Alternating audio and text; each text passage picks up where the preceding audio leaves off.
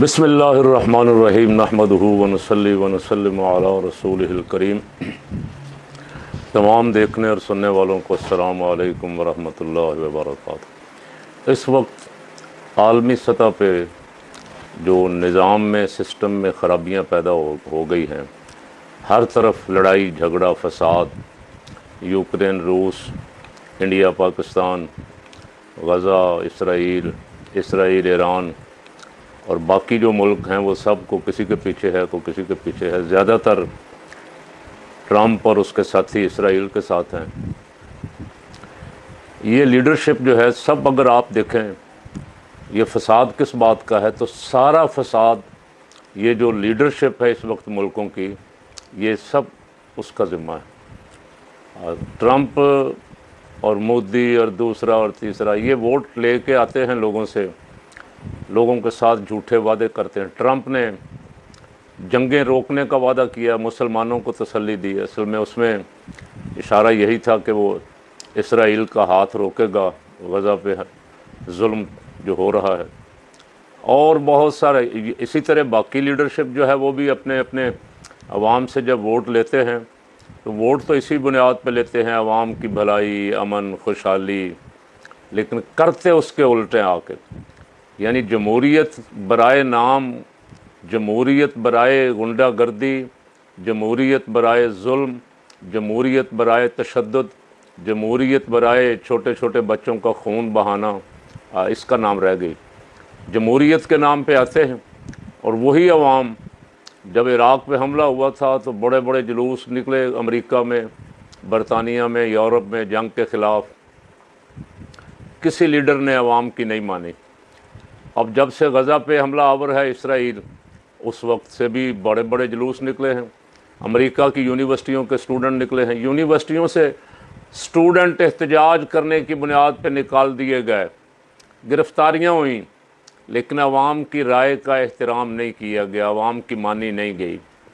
ऐसी लीडरशिप अवाम के लिए अल्लाह की रहमत की बजाय ज़हमत और मुसीबत बन के नाजिल होती है। और ये तो बात हमने पहले बारहा दफ़ा हमने सुन रखी है कि जैसा मुंह वैसी चपेड़। अवाम के अमाल जिस तरह के होंगे उसी तरह की लीडरशिप उसको मिल जाएगी।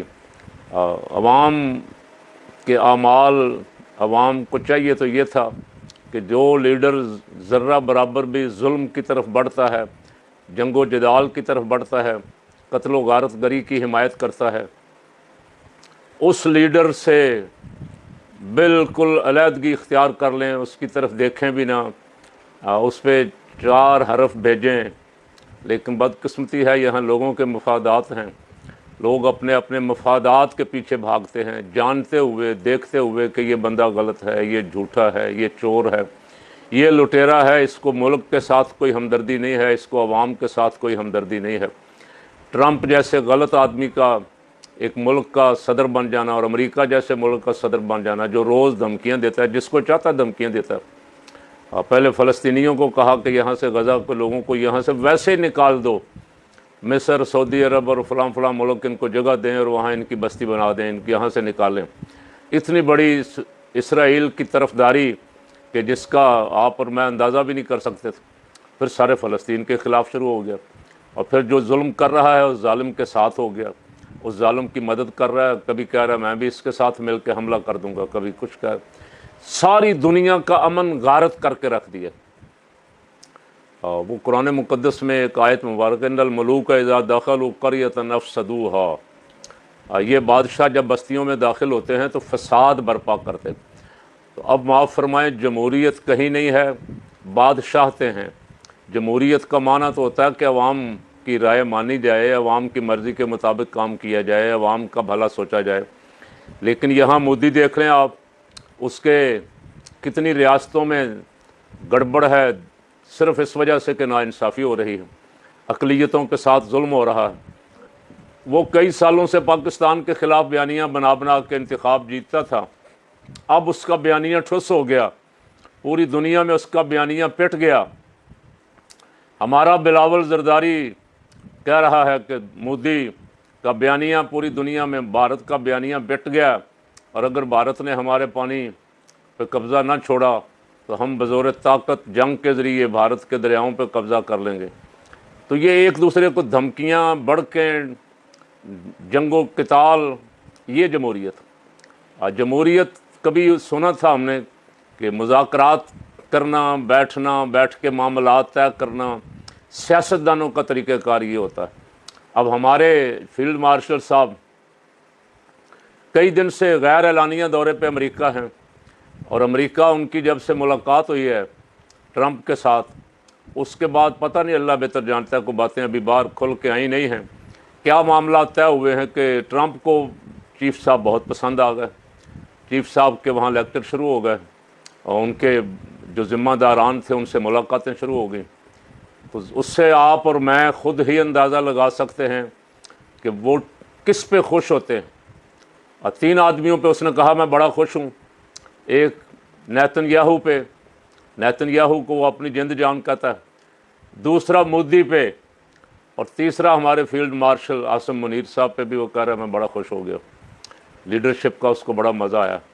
ہمارے یہاں پریشان ہیں حکمران جو ہیں، کیا ہو رہا ہے۔ بہرحال مجھے اس سے غرض نہیں ہے کہ حکمرانوں کی اور عاصم منیر صاحب کے معاملات کیا ہیں، حکمران کہاں کھڑے ہیں عاصم منیر صاحب کا۔ میں تو عرض کر رہا ہوں کہ دنیا میں لیڈرشپ جو ہے اس وقت صرف ہوس، لالچ اور اپنی انا کا نام بن کے رہ گئی کہ بس میں ہی میں ہوں، جو بھی ہے جہاں بیٹھا ہوا ہے، عوام کوئی شے نہیں، اور جو عوام منتخب کر کے بھیجتے ہیں وہ کوئی شے نہیں ہے، وہ زیرو بھی نہیں، ان کے مفاد کی بھی کوئی پرواہ نہیں۔ لیڈر بس ایک دفعہ کرسی پہ بٹھا دو، پھر کرسی جانے اور ہم جانے، عوام جائیں بھاڑ میں۔ تو ٹرمپ نے بھی بہت بڑا دھوکہ دیا عوام کو، ابھی اس کا سال بھی پورا نہیں ہوا کہ اس کے خلاف امریکہ میں احتجاج شروع ہو گئے، جلوس نکلنے شروع ہو گئے۔ تو اس سے آپ اندازہ لگا سکتے ہیں کہ یہ لیڈرشپ جو ہے اس وقت، جو لیڈرشپ ملکوں پہ قابض ہے، ان میں کوئی جہاں دیدہ آدمی، کوئی جلتی آگ کو ٹھنڈا کرنے والا، کوئی ناحق خون جو بہہ رہا ہے اس کو روکنے والا کوئی نظر ماریں آپ کو بہت کم نظر آئے گا۔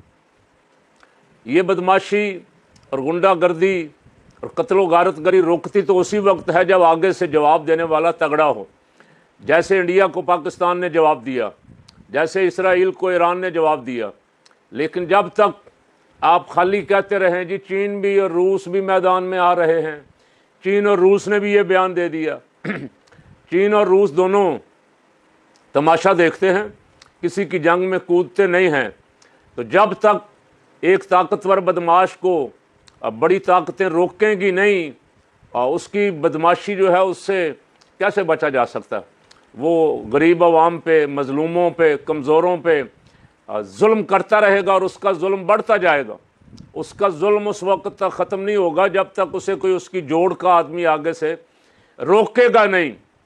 تو عوام کو میں اکثر اپیل عوام سے کرتا رہتا ہوں کہ تھوڑا سا آنکھیں کھولنی چاہیے کہ لیڈرشپ جب بھی کبھی آپ موقع ملے، اول تو ہمیں تو موقع ہی نہیں ملتا، ہم پاکستانیوں پہ تو مسلط کر دی جاتی ہے لیڈرشپ کے، فیصلہ کر لیا جاتا ہے اس کو جتوانا ہے، اس کو صدر اور وزیر اعظم اور کیبنٹ میں بٹھانا ہے، ہماری مرضی سے، جو مرضی عوام کی ہوتی ہے، عوام جو چاہتے ہیں کہ اس کو لائیں، اس کو مرضی ہے مقتدر حلقوں کی کہ جیل میں بند کریں یا آنے دیں نہ دیں۔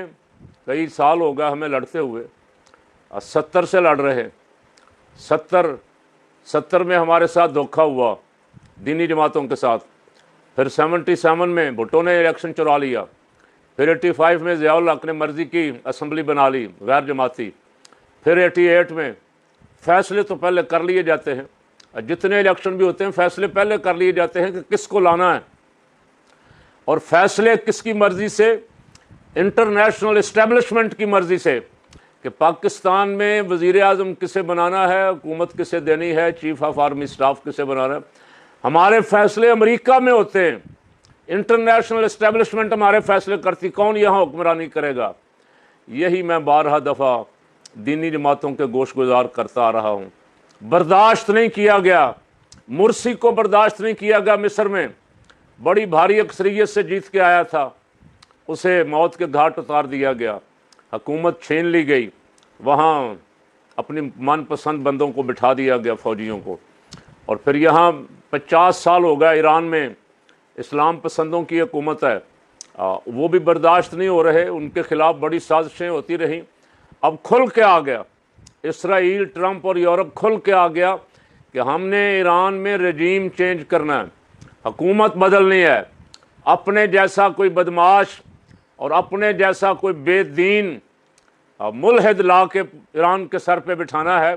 ये दाढ़ी वाले और पगड़ी वाले हमें किसी सूरत पसंद नहीं है, ये किसी मसलक के हों, ये किसी अकीदे के हों।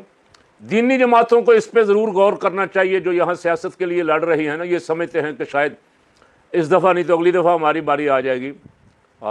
बहुत दूर है, उसके लिए एक इनकलाब की ज़रूरत है, उसके लिए इंतखाब नहीं है, उसके लिए एक इनकलाब की ज़रूरत है। जब तक ये इनकलाब के लिए जमा होकर नहीं निकलेंगे, इनकलाब के लिए अवाम को तैयार नहीं करेंगे, उस वक्त तक इस्लाम पसंदों की हुकूमत नहीं आने दी जाएगी, और अगर कभी आ गई तो रहने नहीं दी जाएगी।